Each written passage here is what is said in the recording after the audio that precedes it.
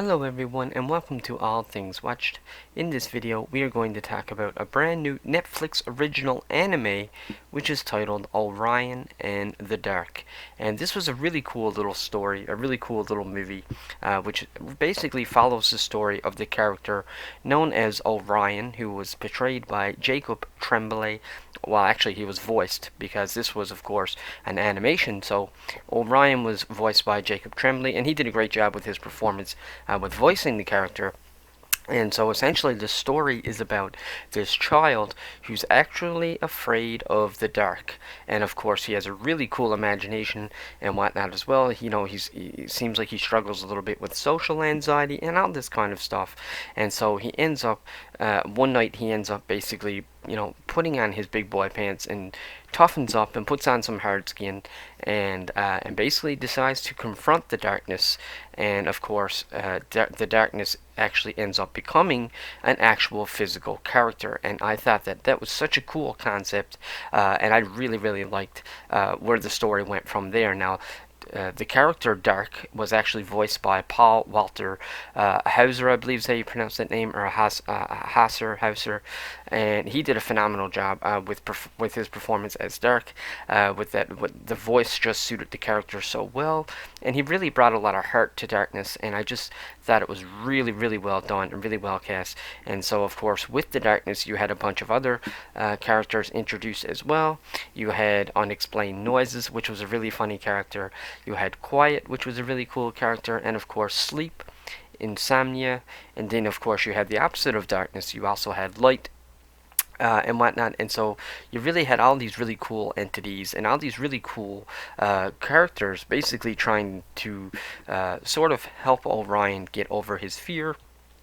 Well, actually, really, it was Darkness really was the one trying to make Orion overcome his fear, but it was still really fun seeing all the other entities, working side by side with them and seeing all their jobs, and everything that they had to do to make sure that the nighttime or the night period of the world, everything they had to make sure everything was running smoothly.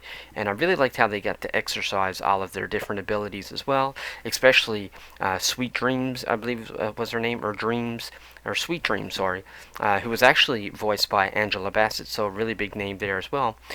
She did a great job, and she had a really cool power because she was able to actually go into basically your mind or into the imagination, and she was the reason why people dreamed. And especially when you get really towards the end of the film, when Orion is really trying to, when you sort of get to that climax at the end of the film, Sweet Dreams has a really cool role there, and actually they all do.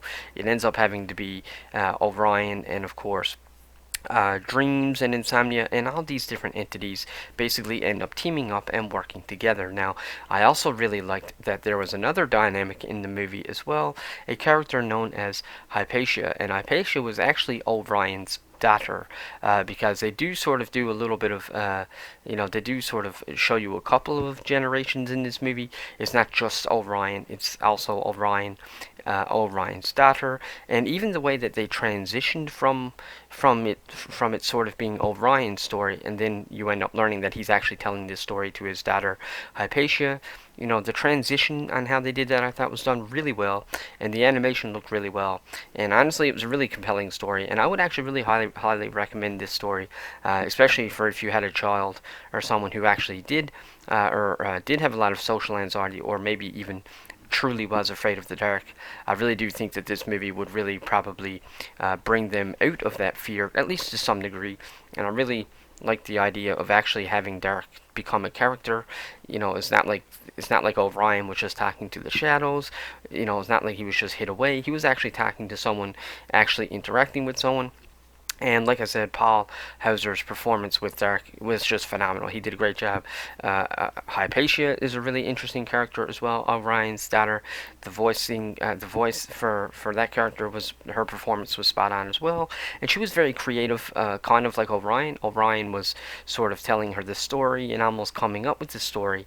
And then as the film evolves or sort of goes along and progresses, Hypatia starts to sort of get involved love with the story as well.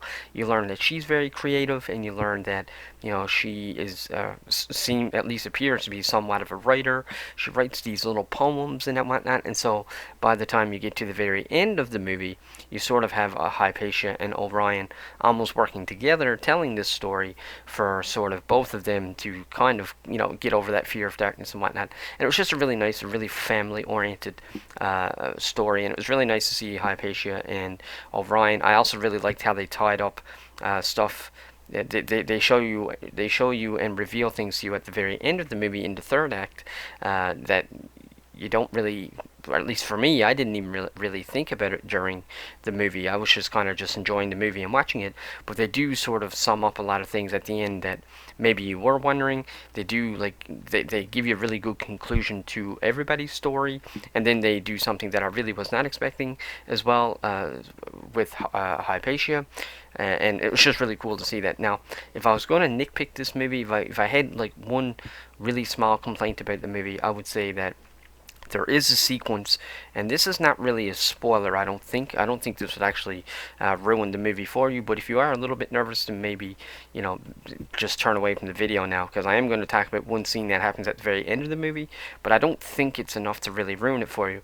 But there was one sequence at the very end when Hypatia is sort of, you know, she ends up having to, it's almost like they start to experiment with time travel a little bit, and to me, I felt like that whole sequence of Hypatia basically going into this time machine and whatnot, like I thought that that was a little bit silly, because, you know, the whole movie is just about Orion and even Hypatia working together to tell this story, so I just didn't really see the need of the time machine. Like, it was only a story, you know what I mean? Like, she didn't actually need to time travel, and I just felt like that was a part of the story that didn't really need to be there, and it kind of took me out of it a little bit. I was like, just because I was like, really, like, we didn't really need to deal with this. And with the time travel with the spaceship also came almost like this, like, interdimensional beings or these monsters type thing. So I just felt like we didn't really need to see that part of it. But if you just, you know, look away from that, or if you can just sort of, you know, get over that one little sequence like I did, the rest of the story really makes up for it. And it was a really cool, really compelling story with really cool casts and a really cool bunch of characters. And honestly, I thought it was a lot of heart. It was really family oriented, and I think it will relate to a lot of children in the real world. And even if you're an adult, I think it would really relate to you if you are a parent or something like that. So I had a lot of fun with it, and if I had to put a number on Orion and the Dark, I'm going to give it a 65%. I would have went a little bit higher, but like I said, that whole time machine sequence really took me out of it. But you know, 65% is still a really good, you know, rating. I still really enjoyed the movie, and if there was a sequel, I would totally watch it. I think it'd be cool to see a sequel based on Light, if it was like Orion and the Light and whatnot, and just see maybe some of the daytime entities. I think that'd be really cool and whatnot, or even just sort of keep going. Maybe this time in the second, maybe you could see Hypatia and her family or something like that. Either way, you know, if they did a sequel, I would totally be there for it. So with that being said, folks, that's my review of Orion and the Dark.